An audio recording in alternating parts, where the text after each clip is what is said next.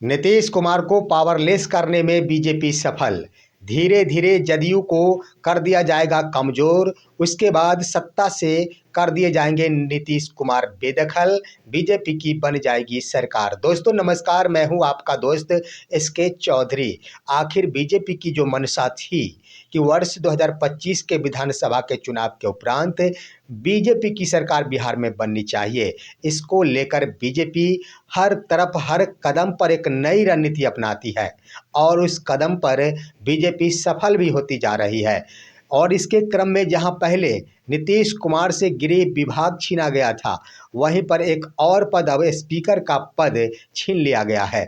दोस्तों आइए आज के इस वीडियो में हम आपको विस्तार पूर्वक विश्लेषण करते हुए बताते हैं कि नीतीश कुमार को पावरलेस करने की पूरी प्रक्रिया अपनाई गई है बीजेपी की ओर से और धीरे धीरे नीतीश कुमार की जदयू पार्टी को कमजोर करके अंतःगत्वा नीतीश कुमार को सत्ता से बेदखल कर बीजेपी अपनी सरकार बना लेगी।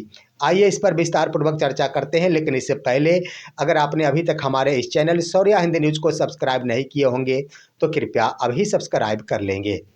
दोस्तों बिहार के मुख्यमंत्री श्री नीतीश कुमार को भी पता है कि बीजेपी के साथ आखिर सरकार में रहने के उपरांत किसी भी समय नीतीश कुमार की सरकार पर खतरा आ सकता है और इसके क्रम में नीतीश कुमार चाह तो रहे हैं कि मुझे पावरलेस न किया जाए, परंतु नीतीश कुमार की कुछ चल भी नहीं पा रही है, क्योंकि नीतीश कुमार के कुछ अपने ही वैसे इर्द गिर्द बैठने वाले लीडर है जो बीजेपी के साथ में है।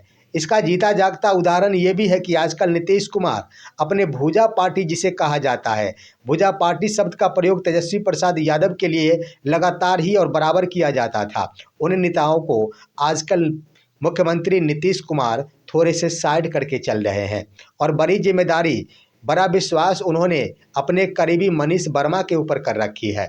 मनीष वर्मा आखिर जदयू को बचा पाएंगे, नीतीश कुमार को पावरलेस होने से बचा पाएंगे, ये भी एक बड़ी चुनौती है। क्योंकि दोस्तों यहाँ पर देखेंगे तो नीतीश कुमार आखिर सत्ता पर तो आ गए, मुख्यमंत्री तो एक बार फिर से 9वीं बार के बाद बन गए, 10वीं बार बने दोस्तों, लेकिन अब क्या नीतीश कुमार इस कार्यकाल को पूरा कर पाएंगे? यह एक बड़ा सवाल खड़ा हो गया है। आइए हम आपको बताते हैं कि सबसे पहले काफ़ी तामझाम हुआ था गृह विभाग को लेकर कि गृह विभाग जदयू के खेमे में जाना चाहिए, हर हाल में जदयू के खेमे में, परंतु आखिर जिस समय सरकार बनाने की बात हुई थी, जिस समय बातचीत जदयू और बीजेपी के बीच में हो रही थी, उस समय अमित शाह दिल्ली में बैठे हुए थे और संजय झा के साथ ललन सिंह पटना से दिल्ली और दिल्ली से पटना कर रहे थे।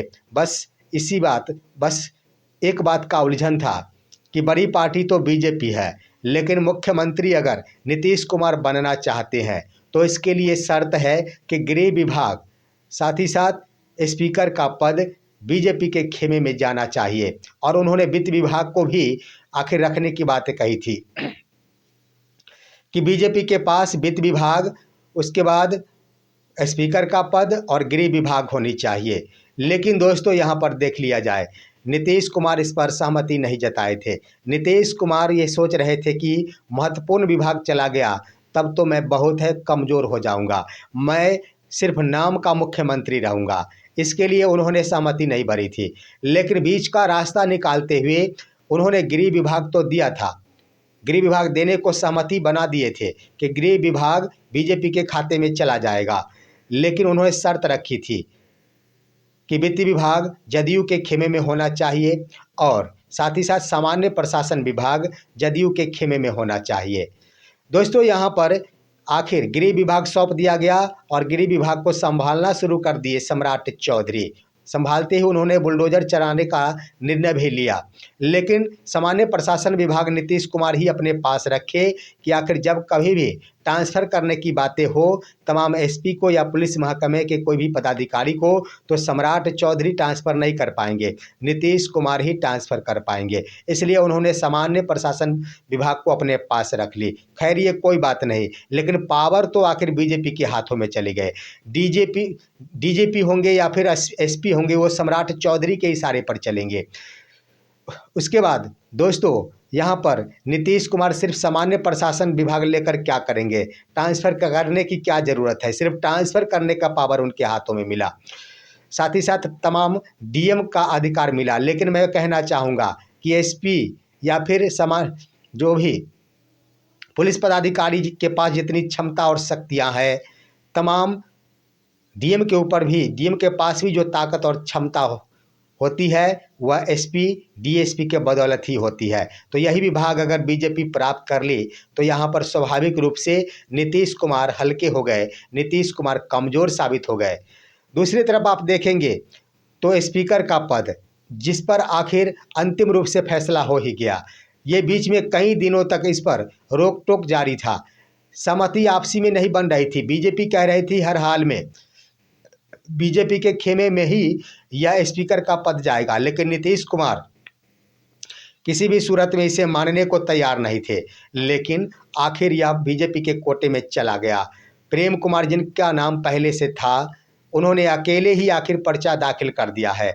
आज यानी 1 दिसंबर को पर्चा दाखिल करना था, यानी नामांकन करना था कि कौन आखिर स्पीकर पद पर होंगे। इसके लिए सिर्फ ब सिर्फ एक एनडीए हो, पक्ष हो या फिर विपक्ष हो, चारों तरफ से सिर्फ एक उम्मीदवार प्रेम कुमार ने ही, जो कि बीजेपी विधायक है, गया से विधायक है दोस्तों, मैं बता देना चाहूँगा, और 9वीं बार वो विधायक है। साथ ही साथ पिछड़े वर्ग के अंतर्गत चंद्रवंशी समाज से आते हैं। तो इस तरह से बीजेपी के विधायक जो गया से है, प्रेम कुमार ने अकेले स्पीकर पद के लिए अपना नामांकन कराया। और इसके अलावे ना तो जदयू की ओर से और ना ही विपक्ष की ओर से किसी भी उम्मीदवार ने पर्चा दाखिल किया है, यानी अपना नामांकन किया है। तो इसके आधार पर यह स्पष्ट हो गया कि प्रेम कुमार ही स्पीकर का पद ग्रहण करेंगे और उन्हीं के अंदर में यह स्पीकर का पद होगा। अब दोस्तों यश का चुनाव कल होना है, यानी 2 दिसंबर को होना है। कहने का अर्थ ये है कि अभी तक 2 दिनों तक प्रोटेम स्पीकर बनाया गया है और प्रोटेम स्पीकर सिर्फ 2 दिनों के लिए 1 दिसंबर समाप्ति के बाद 2 दिसंबर तक होगा। और उनका कार्य ही था सिर्फ विधायकों को, नवनिर्वाचित विधायकों को शपथ दिलाना। तो शपथ ग्रहण का कार्यक्रम संपन्न हो गया। इसके आधार पर कहा जाए तो प्रोटेम स्पीकर का पद स्वतः ही समाप्त हो जाता है और उसके बाद जो स्पीकर होते हैं उनके ऊपर यह दायित्व होता है। तो इस तरह से स्पीकर का पद बीजेपी के खेमे में चला गया।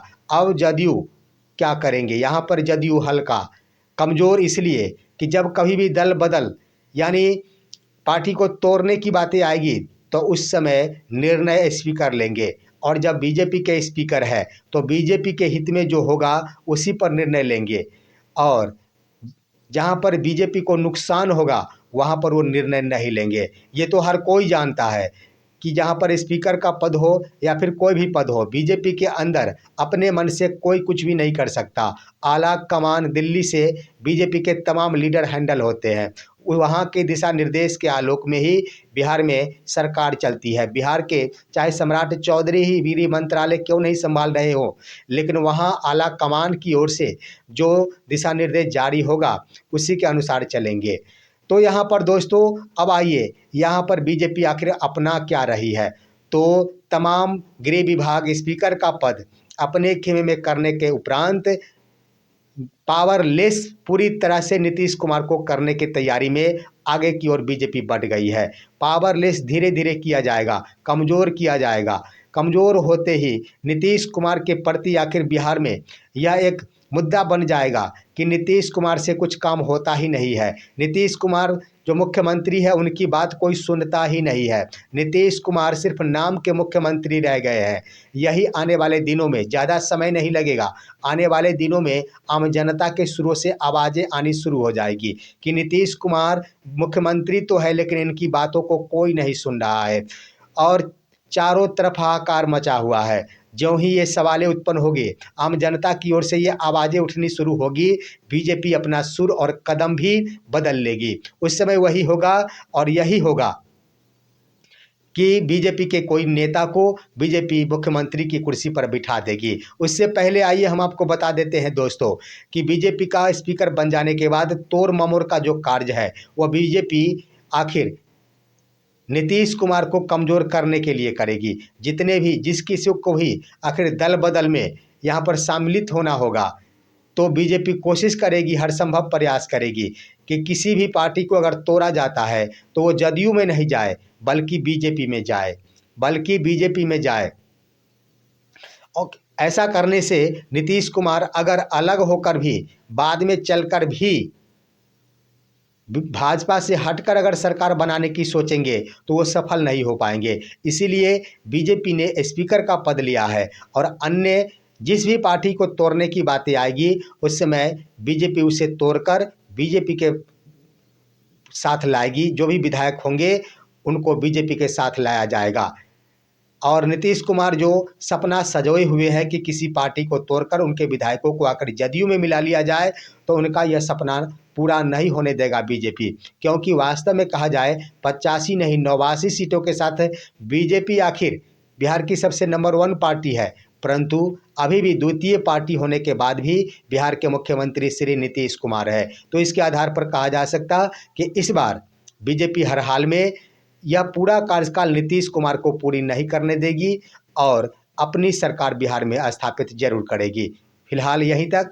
आप इस मुद्दे पर क्या कहना चाहेंगे, अपनी राय कमेंट के माध्यम से दीजिए। हमारी इस वीडियो को ज़्यादा से ज़्यादा लाइक और शेयर कीजिए और अब दीजिए अपने दोस्त को इजाज़त। हम फिर मिलेंगे आपसे अगले वीडियो में, तब तक के लिए नमस्कार।